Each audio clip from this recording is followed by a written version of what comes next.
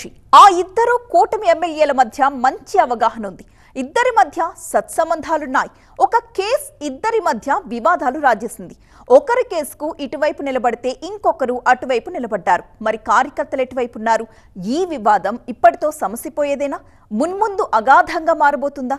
మారుతున్న పరిణామాలు ఏం చెప్తున్నాయి? చిచ్చు రాజేసిన వ్యాపారి, ప్రత్యర్థి వర్గానికి అండగా మరో ఎమ్మెల్యే. కార్యకర్తలు కోరుతున్నదేంటి? చరిత్ర ప్రకారం గురజాల మాచర్ల రాజ్యాల మధ్య పల్నాటి యుద్ధం జరిగింది. ఇప్పుడు ఈ రెండు నియోజకవర్గాల అధికార పార్టీ నేతల మధ్య మొదలైన ప్రచ్ఛన్న యుద్ధం కూటమి నేతలను కలవరపాటుకు గురిచేస్తోంది. మాచర్ల నియోజకవర్గం కారంపూడి ఎస్ఐ వాసు నేతల మధ్య యుద్ధానికి కారణమయ్యారు. గాదేవారిపల్లికి చెందిన వ్యాపారి అయ్యప్ప రైతుల నుంచి మిర్చి కొనుగోలు చేసి 1,75,00,000 రూపాయలు చెల్లించకుండా పరారయ్యాడు. దీంతో రైతులు కారంపూడి ఎస్ఐ వాసుకు ఫిర్యాదు చేయగా పోలీసులు వ్యాపారిని పట్టుకొచ్చారు. వెంటనే కోర్టుకు వెళ్లిన అతని భార్య స్టేషన్ నుంచి తీసుకువెళ్లింది.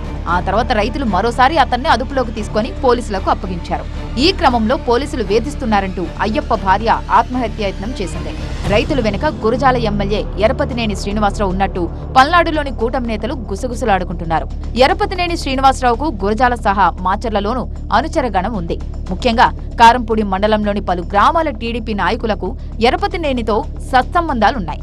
రైతులతో పాటు తమను ఎస్ఐ వేధించాడని కారంపూడికి చెందిన టీడీపీ నేతలు ఎరపతినేనికి మొరపెట్టుకున్నారు. ఈ క్రమంలోనే వాసుపై ఎరపతినేని శ్రీనివాసరావు ఆయన అనుచరులతో ఏకంగా ఐజీకి ఫిర్యాదు చేయించినట్లు రెండు నియోజకవర్గాల్లో చర్చ సాగుతోంది.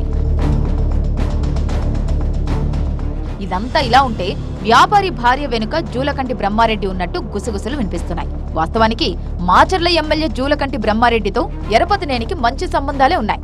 ఇద్దరు నేతలు కలిసిమెలిసి పనిచేస్తుంటారు. రైతులకు ఇవ్వాల్సిన 1,75,00,000 రూపాయలు ఎగ్గొట్టేందుకే వ్యాపారి భార్యతో ఆత్మహత్యాయత్నం నాటకం ఆడించారు.